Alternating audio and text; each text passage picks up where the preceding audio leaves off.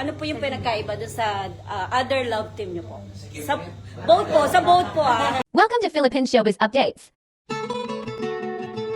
Latest updates ang hatid sa iyo ng channel na ito. At kung mahilig ka sa mga ganitong kaganapan sa showbiz, ay maaari mong i-subscribe ang channel na ito para laging updated sa showbiz ganap. Ano yung pinagkaiba doon sa other love team niyo po? Sa both po. Sabi ka siyempre leading lady, ito naman. Parang selos ka agad. Oh my God. First time namin magka-work ni Paolo, actually, nagkakilala lang talaga kami last year, fully. At tagal na namin dito sa showbiz industry, pero hindi talaga kami nag-uusap or magkakilala or personally kwentuhan. Literal na last year lang talaga. So, with Lin lang. So, first time din namin magka-work and magka-umarte sa project. So, ang daming bagong adjustment. Pero surprisingly, hindi naman ako nahirapan with Paolo dahil sobrang galing naman siya umarte. Sobrang hasana po siya sa kahit na anong role. So, ayun, natuwa naman ako. And with Secretary Kim naman, medyo kinabahan ako na kaya naman mag-rom-com kasi parang serious actor siya. So, mga deep acting. Itong babaw na. Sa taas. So, parang nagulat ako sa pinakita niya. So, yung range niya as an actor is very, extreme rights.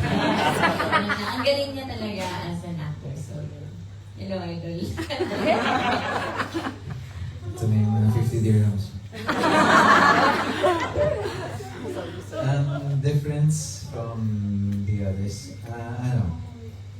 First time kong may makatrabaho na hindi nauubusan ng energy. Hindi siya nauubusan ng energy in a good way. Dahil nakakahawa. Hindi lang para sa akin, kundi pati sa mga taong nakakasalumuhan namin sa set. And ayun, I'm happy I got the chance to work with Kim dahil kumbaga bago sa akin itong rom-com and everything, but you know, I always like to be challenged by different roles, and medyo na-challenge ako ng konti dito sa What's Wrong with Secretary Kim dahil dahil sa pagkakasulat medyo hindi ko kinailangan talaga ng maraming preparation. Maraming luha.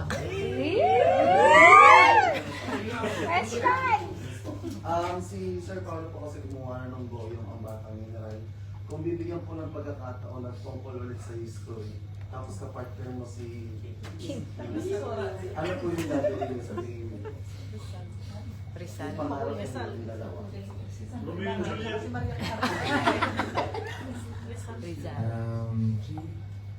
Mahirap dahil ang dami na rin nagawa kasi pero medyo tragic. Lapu-lapu. Mas mahirap. Minsan kasi ang hirap po yung pelikula ng mga history natin or ng mga magagandang literature natin like si Florante at Lau, more modern form. Hindi nyo alam yung Florante at Lau. Alam mo. Marami actually. But maybe that's one, but for now,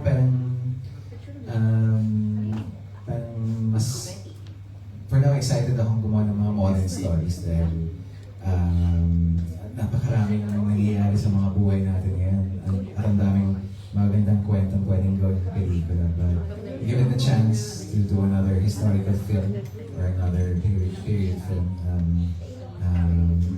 I just wanted to be nice and parang gusto ko na paghahandaan ng mabuti.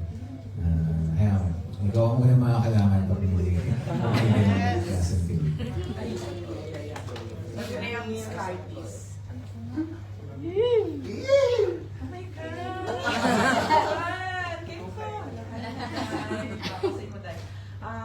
Since bigla celebrate.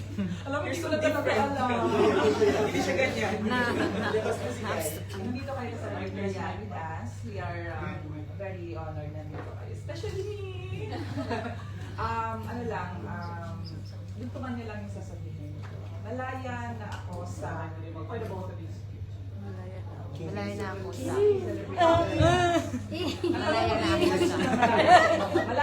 ako sa blank. Kim. Go, Pao. Malaya na ako sa, syempre, negativity.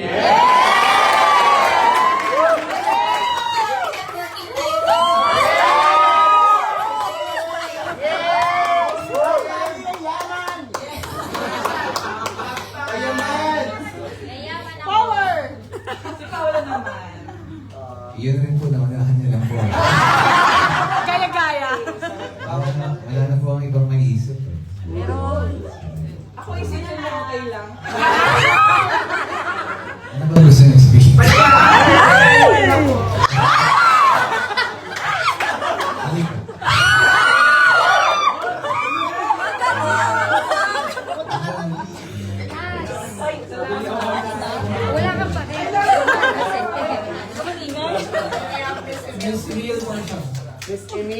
Halika. Like, comment, and subscribe for more updates.